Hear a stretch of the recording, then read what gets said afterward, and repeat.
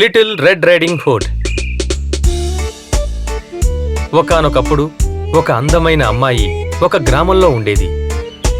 ఆమె ఎప్పుడూ ఒక రెడ్ హుడ్ ని వేసుకునేది. అందువల్లే అందరూ ఆమెను the little red riding hood అని పిలిచేవారు. Riding hood, riding hood, riding hood. నేను ఇక్కడే ఉన్నాను, వస్తున్నానమ్మా. ఇక్కడేం చేస్తున్నావు? చాక్లెట్ తింటున్నావా? లేదమ్మా. నాతోటే అబద్ధం చెప్తున్నావా? ఇదిగో, ఇది తీసుకువెళ్ళి బామ్మకిచ్చేయి. వెళ్లేదారిలో దీన్ని తినకూడదు, తీసుకువెళ్ళి అమ్మమ్మకి ఇవ్వాలి. సరే, తప్పకుండా చేస్తానమ్మా. దీనికి బదులుగా నాకేమిస్తావు? చాక్లెట్ ఇస్తావా? రాను రాను నువ్వు చాక్లెట్ రాక్షసు అవుతున్నావు. తల్లి ఆమెకెప్పుడు చాక్లెట్స్ ఇచ్చేది. నేను చెప్పేది వినో. ఎవరితో ఎక్కువగా మాట్లాడకూడదు, ముఖ్యంగా తెలియని వాళ్లతోటి మాట్లాడకూడదు. సరే అమ్మా, నేను ఎవరితోటి మాట్లాడను. లిటిల్ రెడ్ రైడింగ్ హుడ్ పాడుతూ సంతోషంగా వాళ్ళ బామ్మ ఇంటి వైపు వెళ్ళింది. Jingle bells, jingle all the way. Oh, what fun it is to ride on a one-horse open sleigh. Hey!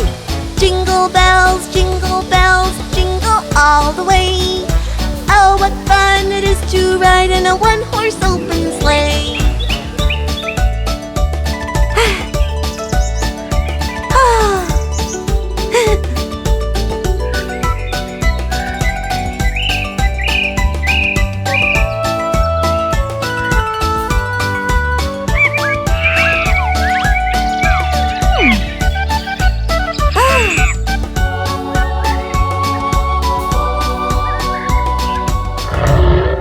హఠాత్తుగా ఒక పెద్ద తోడేలు ఎదురుపడింది.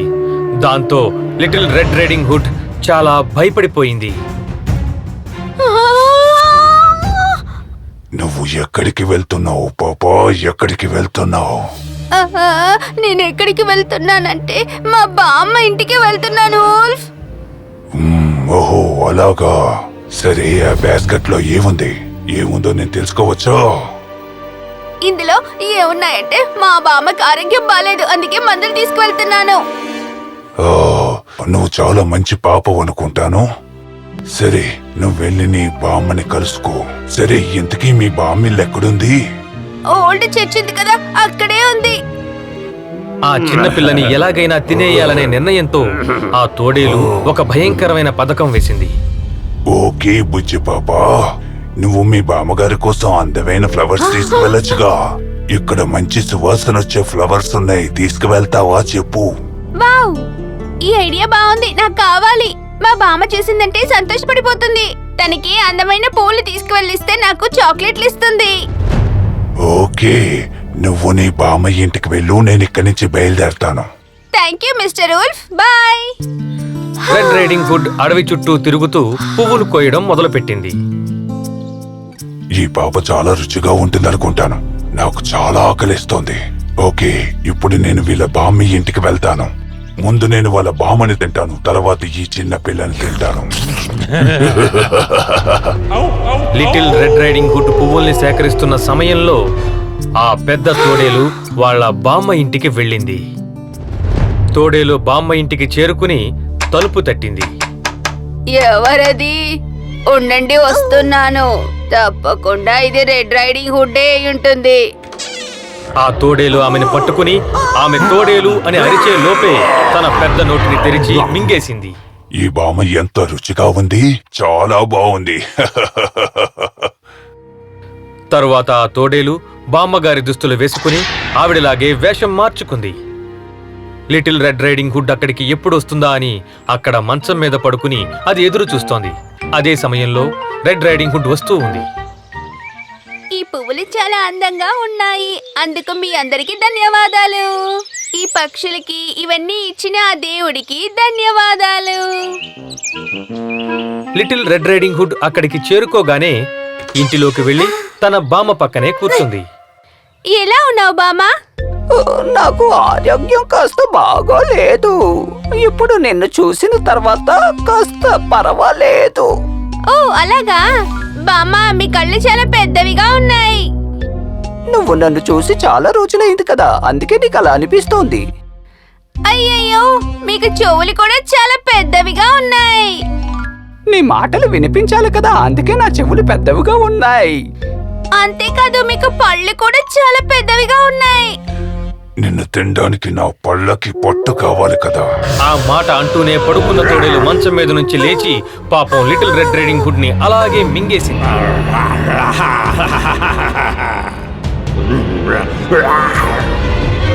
అలా తన ఆకలి తీర్చుకున్న ఆ తోడేలు మళ్ళీ మంచం మీద పడుకుంది.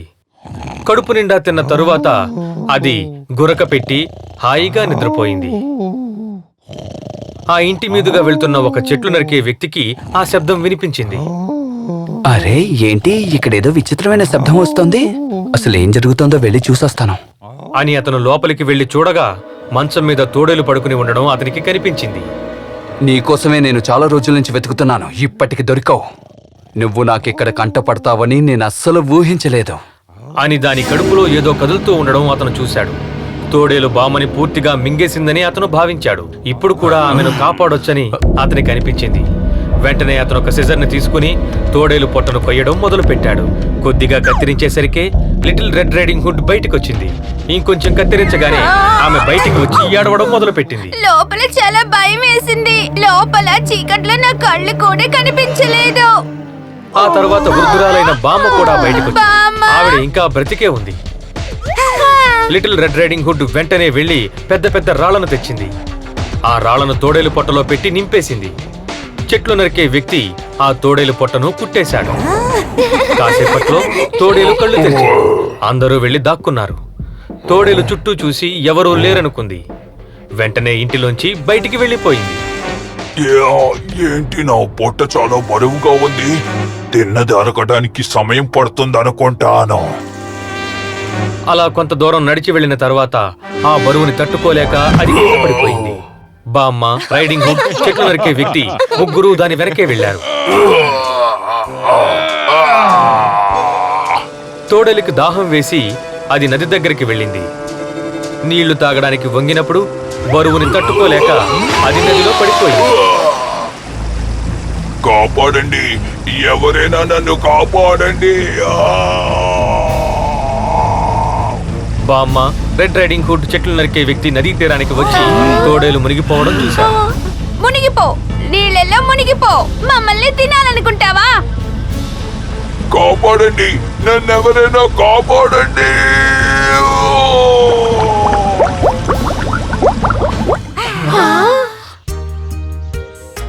వాళ్ళందరూ చాలా సంతోషించారు. తమ ప్రాణాలు కాపాడినందుకు బామ్మగారు చెట్లు నరికే వ్యక్తికి కృతజ్ఞతలు చెప్పారు. తమతో పాటు కేక్ తినేందుకు అతన్ని ఆహ్వానించారు. లిటిల్ రెడ్ రైడింగ్ హుడ్ వెంటనే కేక్ ని తినాలని ఆశపడింది. కానీ బామ్మ ఆమెను ఆపింది. నాకు తెలుసు నీకు చాక్లెట్లు, కేకులంటే చాలా ఇష్టమని. నువ్వు ఆశపడేదానికంటే నేను నీకు ఎక్కువే ఇస్తాను. దానికి బదులుగా నువ్వేం చెయ్యాలంటే అంకుల్ కోసం ఒక పాట పాడాలి. మనం ఈ రోజు ప్రాణాలతో ఉన్నామంటే దానికి కారణం ఈ వుడ్ కట్టరే. అవును బామ్మ, నువ్వు చెప్పేది నిజమే. అంకుల్ ఉండుండకపోతే మన ప్రాణాలతో ఉండుండే వాళ్ళం కాదు. అంకుల్ కోసం నేను ఒక పాట పాడతాను. ఆమె పాడడం మొదలు పెట్టింది. ఈ ప్రపంచాన్ని అందంగా సృష్టించినందుకు ఆ దేవుడికి ధన్యవాదాలు. అలాగే ఆహారం ఇచ్చినందుకు ధన్యవాదాలు. పాటలు పాడే పక్షులనిచ్చినందుకు ధన్యవాదాలు. సంతోషంగా వాళ్ళు కేక్ ని తినడం మొదలు పెట్టారు. ఇక మీదట అడవిలో ముందులాగా అటు ఇటు వెళ్ళనని రెడ్ రైడింగ్ హుడ్ తనలో తనే నిశ్చయించుకుంది. వాళ్ళ అమ్మ చెప్పినట్టే వినాలని నిర్ణయించుకుంది.